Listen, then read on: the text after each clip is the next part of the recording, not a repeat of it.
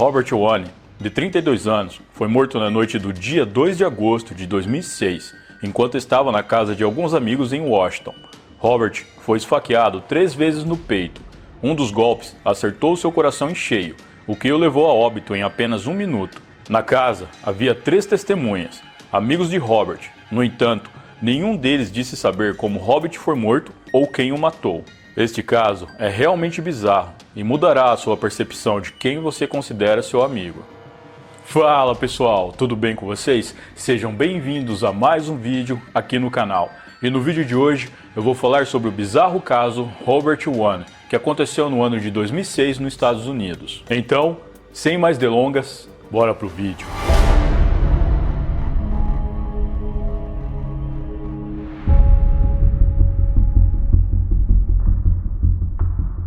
Robert Eric One nasceu em 1º de julho de 1974, em Manhattan, no estado de Nova York. Ele era descendente de chineses e foi criado em um dos maiores bairros nova-iorquinos, o Brooklyn. Depois de se formar no ensino médio, rapidamente foi admitido na faculdade de Direito, se formando em 1999. Foi na universidade que ele conheceu Joseph Price e logo se tornaram grandes amigos. Robert era noivo de Catherine, carinhosamente conhecida como Kate, e os dois planejavam um futuro promissor juntos. Após o seu casamento realizado em 7 de junho de 2003, eles se mudaram para uma linda casa em Oakton, na Virgínia, onde Robert passou a trabalhar como advogado em uma imobiliária. Em seguida, ele foi contratado pela Covington & Burling, um renomado escritório de advocacia que atuava em todo o mundo. As coisas pareciam ir bem na vida do casal e só melhorava a cada dia. Certo dia, Robert recebeu uma oferta de emprego como conselheiro-geral da Rádio Free Asia, uma corporação internacional de radiodifusão sem fins lucrativos, financiada pelo governo dos Estados Unidos em Washington. Um emprego dos sonhos para qualquer advogado, principalmente um tão jovem quanto Robert. Então, ele foi contratado em 30 de junho de 2006. A sua vida prosperava em seu novo emprego e Catherine estava muito feliz por compartilhar as vitórias do marido. Às vezes, alguns funcionários eram escalados para ficar no escritório no turno da noite, e Robert foi o escolhido no dia 2 de agosto de 2006. A sua rotina foi a mesma como em qualquer outro dia. Após sair do trabalho, Robert sempre ia direto para casa, um trajeto de apenas 30 minutos, mas naquela noite ele queria se enturmar mais com os colegas, decidindo ficar até mais tarde. Havia sido um longo dia, ele tinha acordado muito cedo e ainda passou a manhã no curso de pós-graduação. Quando o escritório fechou as portas, Robert estava pronto para ir descansar, mas, como tinha que acordar cedo no dia seguinte e não queria dirigir devido aos perigos da noite de uma grande capital, ele pediu para ficar no quarto de hóspedes da casa de seu amigo Joseph Price, o mesmo que ele conheceu na faculdade. Joseph dividia essa casa com outros 2 colegas, Victor e Dylan. A casa era grande, tinha 3 andares e estava localizado no disputado centro de Washington. Por volta das 11h30 da noite, um atendente do 911 recebeu uma ligação frenética da casa de Joseph. A pessoa que ligou disse que era um amigo de Robert e que seu nome era Victor Zaborski.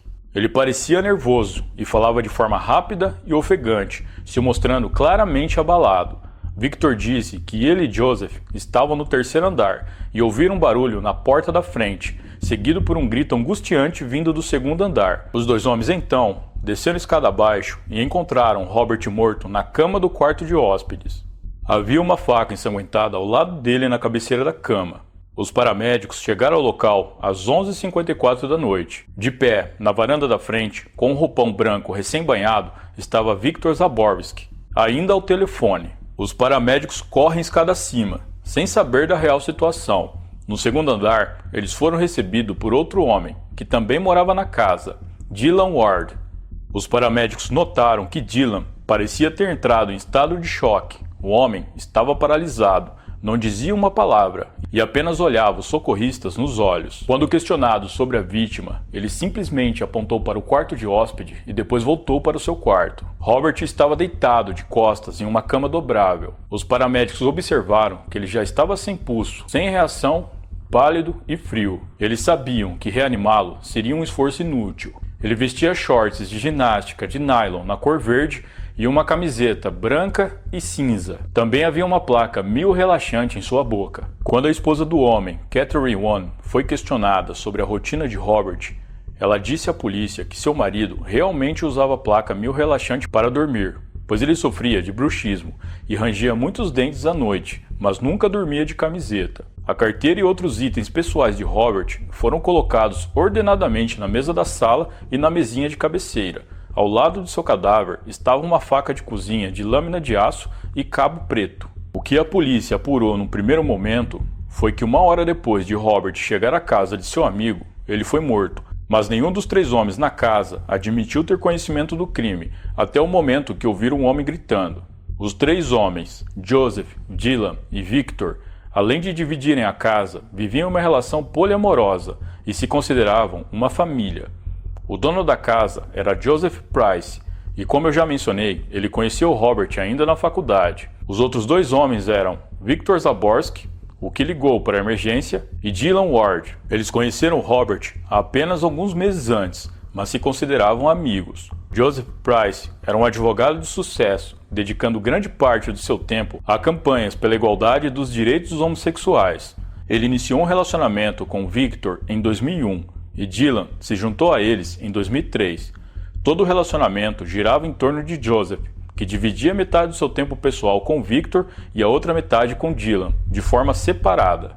A necrópsia realizada em Robert One criou ainda mais dúvidas a respeito do caso. Todas as 3 facadas no peito da vítima eram praticamente iguais em dimensão e profundidade, como se seguissem um padrão. Normalmente, quando alguém é esfaqueado repetidamente, as incisões diferem em dimensões e profundidade. Isso acontece porque a maioria das vítimas lutam pela sua vida enquanto são atacadas. No entanto, este não foi o caso de Robert, o que significa que ele possa ter sido amarrado ou drogado, sendo incapaz de reagir. Também foram observadas pequenas marcas em todo o corpo do homem, no tornozelo direito, no pescoço do lado esquerdo, tórax, nas mãos, antebraço e cotovelo esquerdo.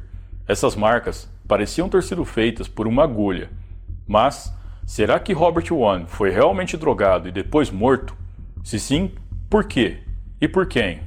De acordo com o médico legista, Robert sofreu antes de morrer, pois apesar dos golpes de faca que ele recebeu terem causado grande estrago, ele não veio a óbito de imediato, ficando vivo por alguns minutos antes de falecer.